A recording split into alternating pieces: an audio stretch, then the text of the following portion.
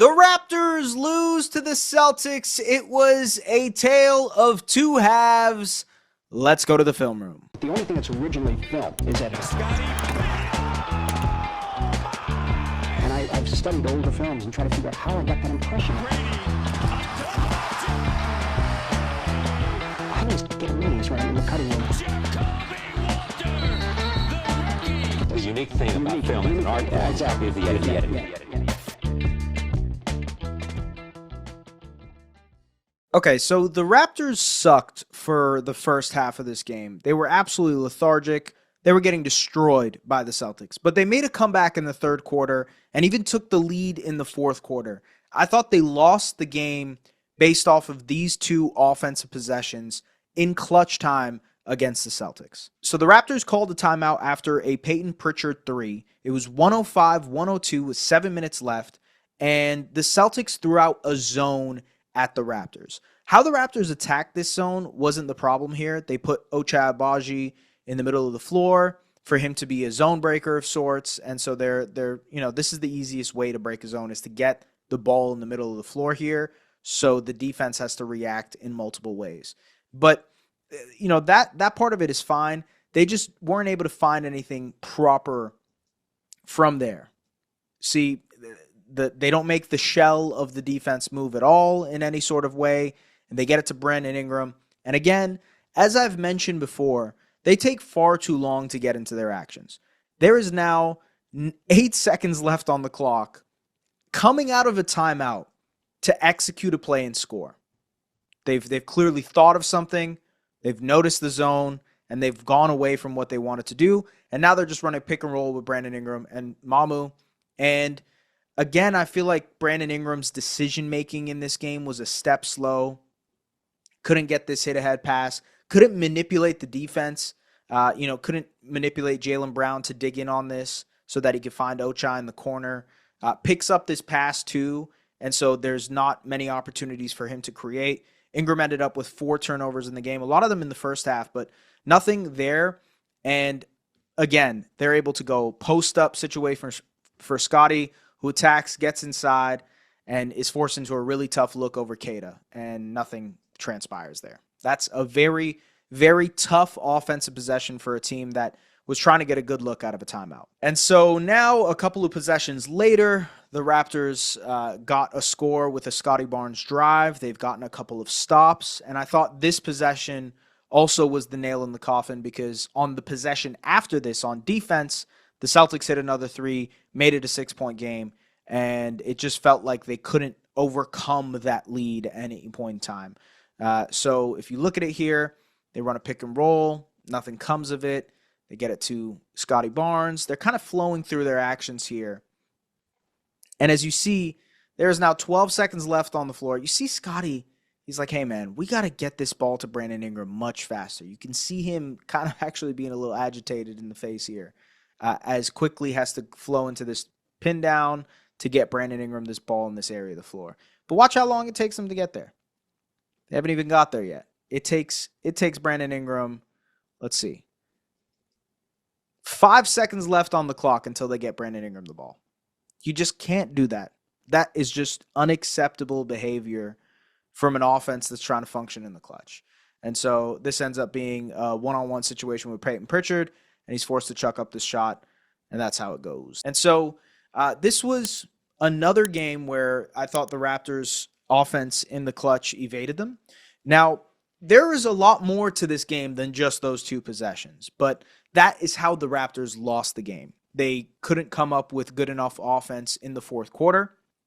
They were slow to get into their offense as well, making it so that, Brandon Ingram really has to hoist shots at the end of the shot clock. They weren't giving their offense a chance.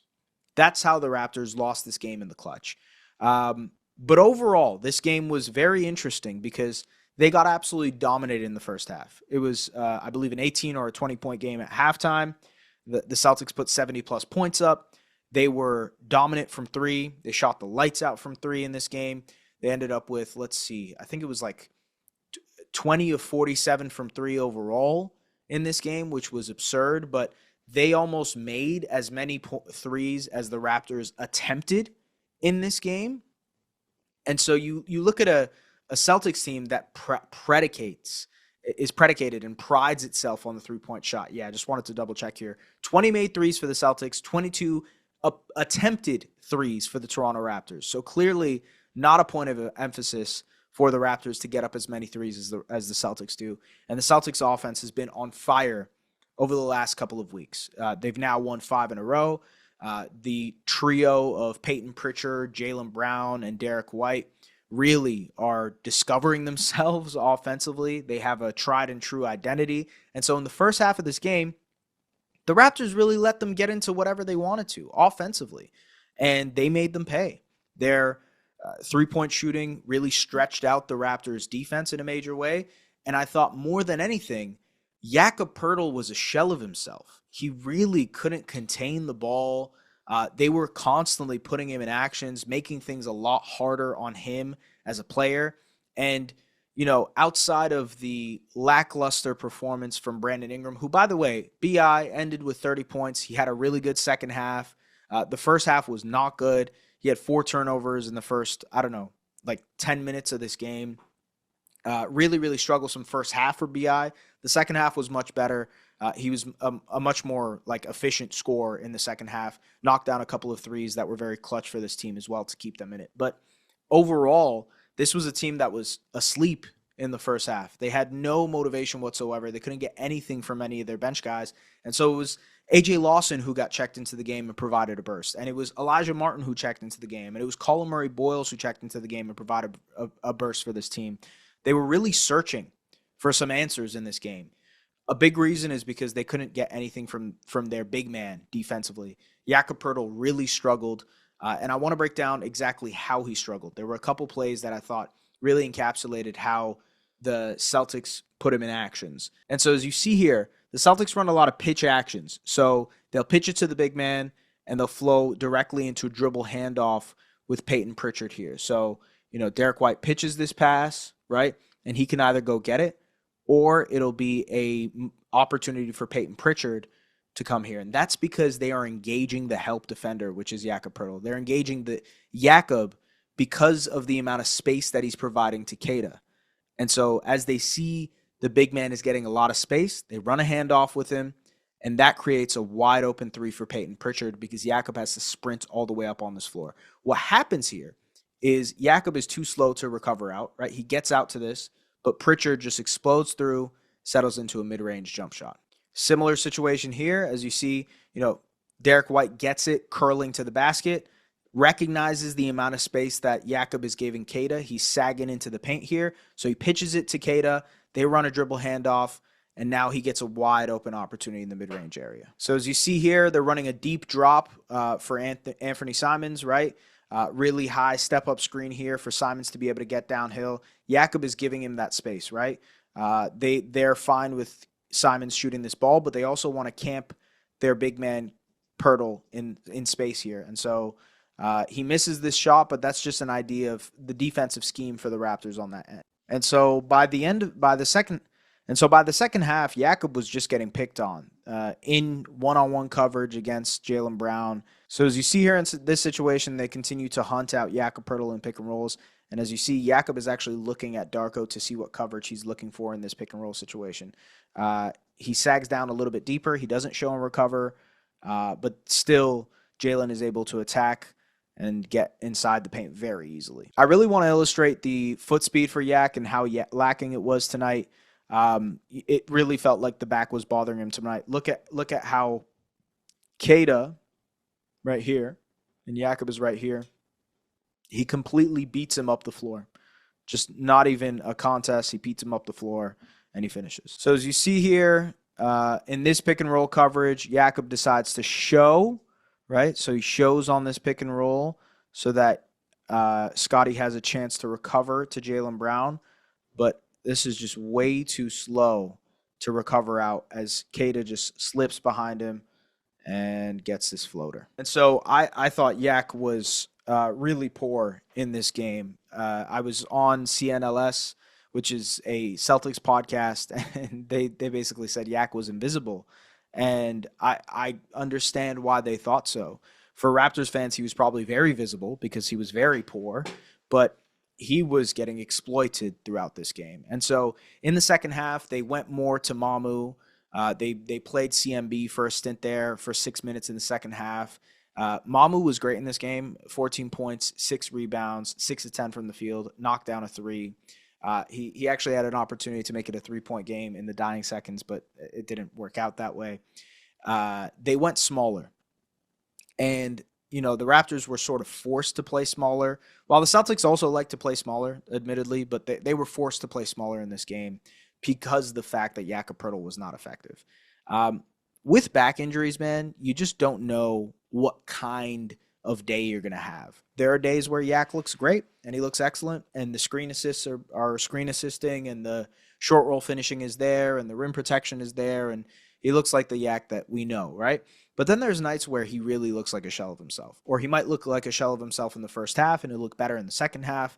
But tonight was just a night where he did not look effective whatsoever.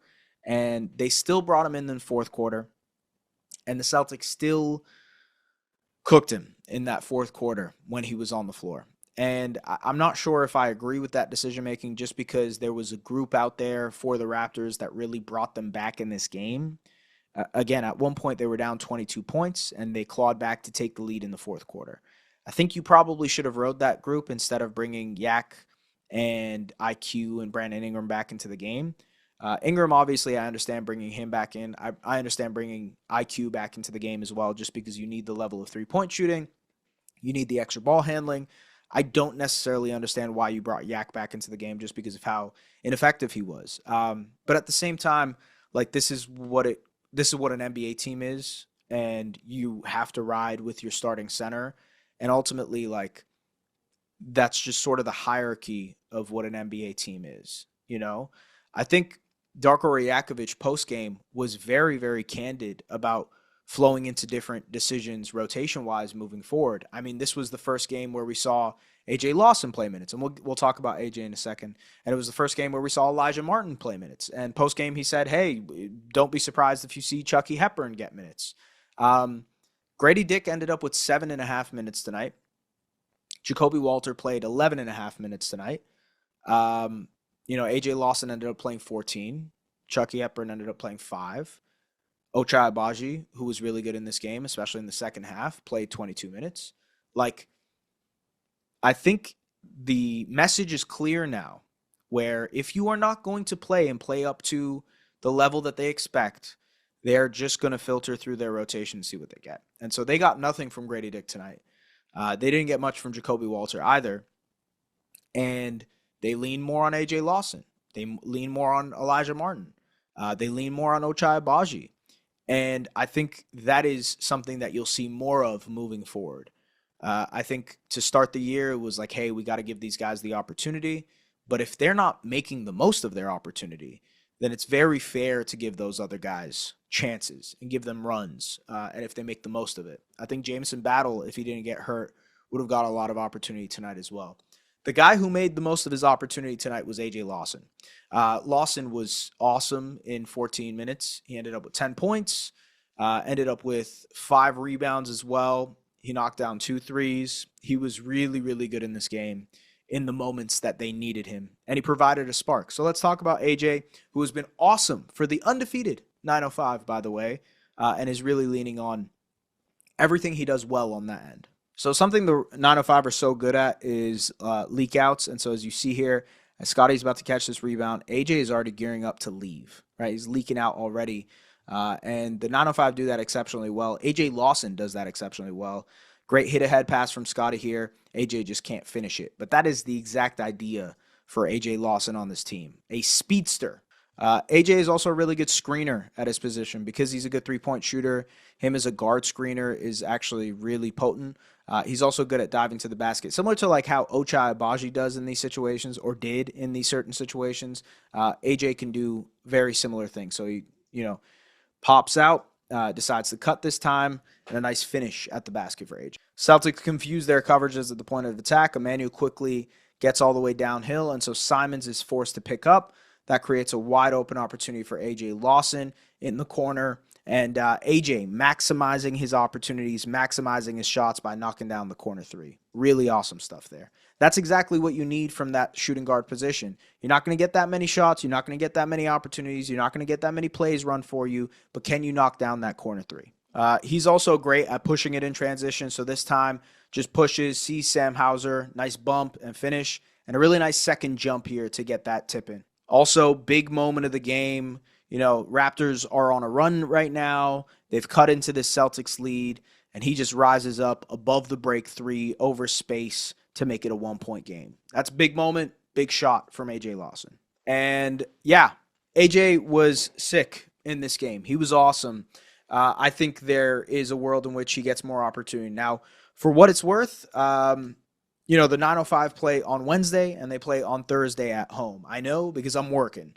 But they also don't play on Tuesday. So maybe there's an opportunity for AJ to play on Tuesday during the NBA Cup game if Grady isn't panning out, if Jakob Poeltl isn't panning out, if they're not getting anything from Ochai. I think there is a very, very easy opportunity for AJ Lawson to get more minutes for this Raptors team as the season progresses. I think the same thing will happen for Elijah Martin, who has been lights out as a shooter, by the way, for the 905. He's been incredible. Very feisty point of attack defender.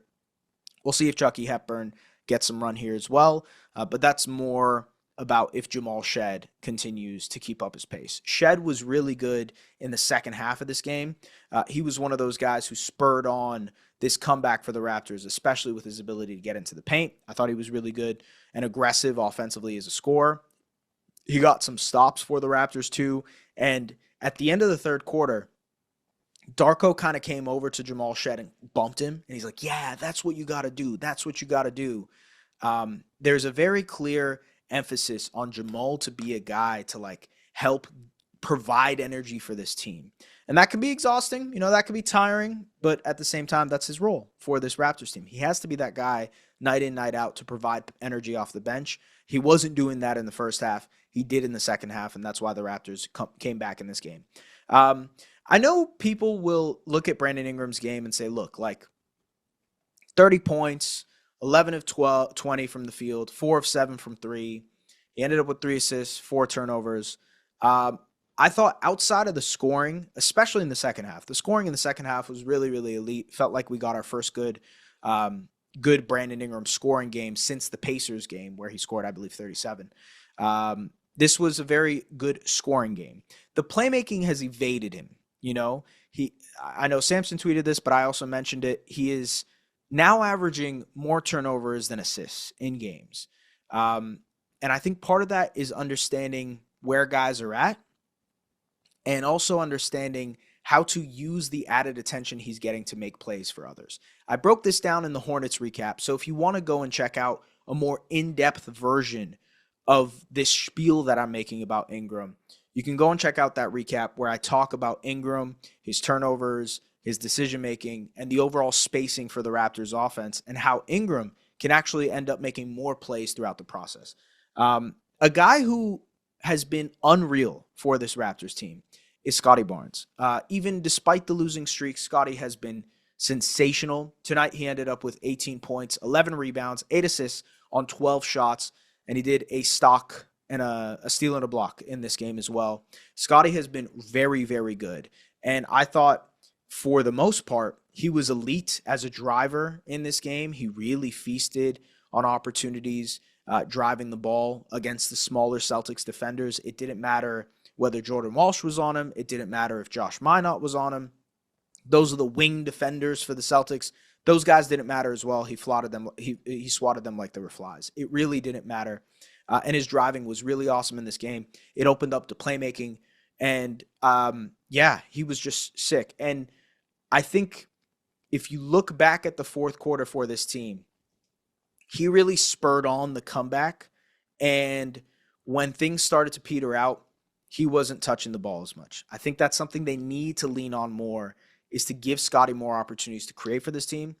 And to lean in on his diverse driving style that he's developed lately, especially in matchups where he has a favorable matchup like he did tonight versus the Celtics. So here he gets basically an empty side with Josh Minott, takes him in the post, goes one-on-one, Nice turn of the shoulder and finish with the left. Really tough stuff from Scottie. Another possession where he just beats Minot off the dribble. Nice bump, two-hand finish. And then he flexes too. Job of using the pick and roll, attacking Walsh, again finishing through contact. Now in the fourth quarter, he has Kada on him, the slower-footed Kada. This time he fakes the screen, right? He's faking like the screen's about to happen. He points to him, and then he's just able to attack the closeout and finish through. They run this pick and roll between Mamu and Scottie. This is an action that they like to run a lot when both of these players are on the floor, with tons of spacing around them as well, with A.J. Lawson, with Emmanuel Quickly, with Elijah Martin here in the corner. Lots of floor spacing for the Raptors and a lot of spacing for Scottie to be able to do damage. And this time he gets the switch onto Kada and then just attacks him, goes downhill, finishes with the left. Really good job of understanding space, understanding timing, and also reading the help defense there. This time one-on-one against Peyton Pritchard, just goes downhill. And this is after a couple of bad offensive possessions for the Raptors. Sees the double coming, doesn't matter, finishes through contact. But that was the last shot that Scottie made in this game with 5 minutes left in the fourth quarter. And I just don't think that can be the case, man. I think they just need to involve him more in clutch scoring options, especially when RJ Barrett is out, to alleviate some pressure from Brandon Ingram. I do feel like the tired legs thing is becoming a bit of a narrative for Brandon Ingram. I understand that this is more games than he played last season, but he's had a year, you know what I mean? And I think overall, like, he's a guy who has played 60-plus games in NBA seasons before, has been an all-star, has been a most improved guy. Like, this is a guy who should be able to play in these games. And I get, like, he's still trying to give himself some grace. And he said this post-game, like, I'm still trying to give myself some grace. Today was the one-year anniversary of when he got hurt last year. And so I understand it from that perspective. At the same time, the Raptors offense has struggled tremendously over the last couple of weeks. They are 28th in offense per cleaning the glass over the last couple of weeks without RJ Barrett. And it's weird because it comes at a time where Scottie Barnes has been sensational. And he's been really, really good, both offensively and defensively. And so you wonder why that is happening. You know, why the Raptors offense is struggling while Scottie is still putting up numbers, still being really effective. It's the circumstances around him, right? Brandon Ingram, his efficiency has dropped off. Since RJ Barrett's been out, he's shooting 41% on twos. He was shooting 55% on twos for the season on his mid-range stuff before. He's not getting to the rim as often. The turnovers and the playmaking isn't there as often. And so the connection with him and RJ Barrett was very potent. And shout out to Samson. We were talking about this post game, but like, RJ does a great job of making himself seen as a cutter. You know, he's like diving to the basket. He's like getting into the field of vision for a passer, right? And Brandon Ingram is working in pockets where he's rising up and making plays when he's about to shoot the ball. RJ does a great job of making himself aware and making himself available in those moments. Other guys are mostly just like, hey, I'm open above the break. Hey, I'm open in the corner. Hey, I'm diving to the basket, but I might be doing like a backdoor cut, etc. Those situations aren't as visible as RJ is. And I think ultimately the question I have for this Raptors team in general, and as you guys know, if you guys have been watching this show for the last couple of weeks, I sort of said that this stretch of basketball was a let's see what this team has got type of stretch. They've been disappointing. Even despite RJ Barrett being out, this is a disappointing stretch of Raptors basketball. Not all of this can be on RJ Barrett. Not all of this can be on missing your 20-point per game score. He is a very essential cog to the Raptors offense as a guy who can attack closeouts, as a guy who can pressure the rim, get out in transition, work as a cutter, etc., etc. RJ Barrett is able to enhance a lot of the good things that the Raptors do offensively. But RJ Barrett should not be able to solve all of these problems.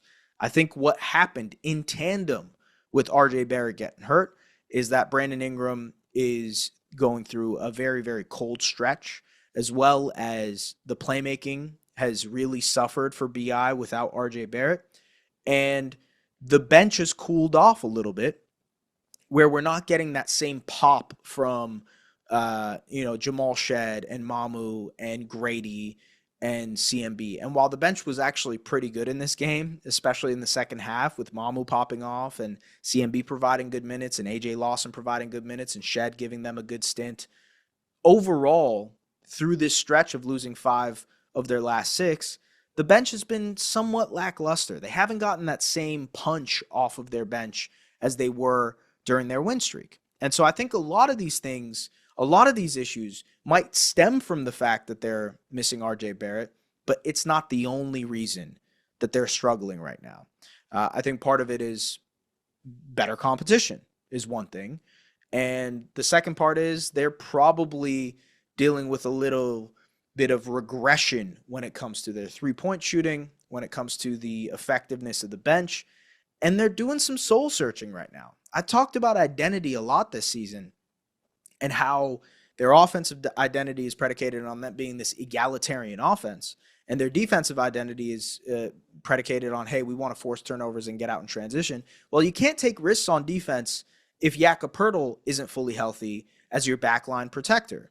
And you can't be this dynamite offensive team if one of those cogs of your offense is gone and everything falls, everything falters. That doesn't make sense. And so I do think the Raptors have to do some soul searching here, figure out what kind of identity they are, maybe shift some of their priorities to certain things. We see Scottie excelling, lean into Scottie more as a creator and driver for you, maybe inch up, kind of scale up the offensive usage a little bit more for Scottie Barnes, especially in clutch moments and clutch opportunities. Perhaps try out different guard rotations, whether it be giving AJ Lawson more minutes, whether it be giving Elijah Martin or Chucky Hepburn more minutes, maybe Jamison Battle once he gets healthy. Really putting pressure on guys like Grady Dick and Ochai Agbaji and Jakob Poeltl, who should be your rotation players, should be your guys in that guard rotation, but have had uneven starts to the season. Ochai is shooting. He just made his second 3 of the season today, and like, good for him. Good that Ochai had a good game, but this is the baseline, like, he needs to perform like this every single game. This is a contract year. Like, this is the type of Ochai that they got last year. They need him to be that again this year. Jakob Poeltl has had a really good stretch. He's been entrusted to be a starter, but he's also had moments where, like tonight, felt invisible, And so who do you go to in these moments? Grady Dick, obviously, we've talked and lamented his struggles. Who do you lean to when 3 of your shooting guard players have had uneven seasons? So yeah, AJ Lawson, Elijah Martin, Chucky Hepburn, come on up. I think that's the right call for the Raptors and for Darko Rajakovic. The Cup is on Tuesday, folks, and I'm very curious to see how the Raptors respond to a tough stretch of basketball lately, where they've had to kind of look in the mirror and see what kind of team they are. I'm very curious to see how they respond. We'll see if Karl-Anthony Towns play. He didn't play against the Magic because of calf tightness. Deuce McBride left with an injury as well. OG Anunoby is back in the lineup for the Knicks, so that spells trouble for the Raptors. I feel like he's actually a guy who can do really well against this Raptors team. We'll see if RJ Barrett ends up playing. Hopefully they get a healthy version of Jakob Poeltl. I want it to be a good basketball game. More than anything, I want it to be a good basketball game. I want it to be a competitive game in which the Raptors put their best foot forward. Because recently, truthfully, they haven't put their best foot forward. They've gotten down in games. Think of the Lakers game. You think of even the Portland game where they won. They have fallen in the first quarter, and they've gotten out. The other team has gotten out to a big lead, and they've had to fight back. Are you going to do that against the Knicks, who are a very good basketball team, who can put you away with three-point shooting? I don't know, man. I don't know. We'll see. It's a tough matchup. I want to see the Raptors put their best foot forward. We'll see if they can do it. As always, make sure to like, comment, subscribe. Do those things that you guys do to get Raptors Republic out to other people. We appreciate you guys as always, and we'll see you later. Peace.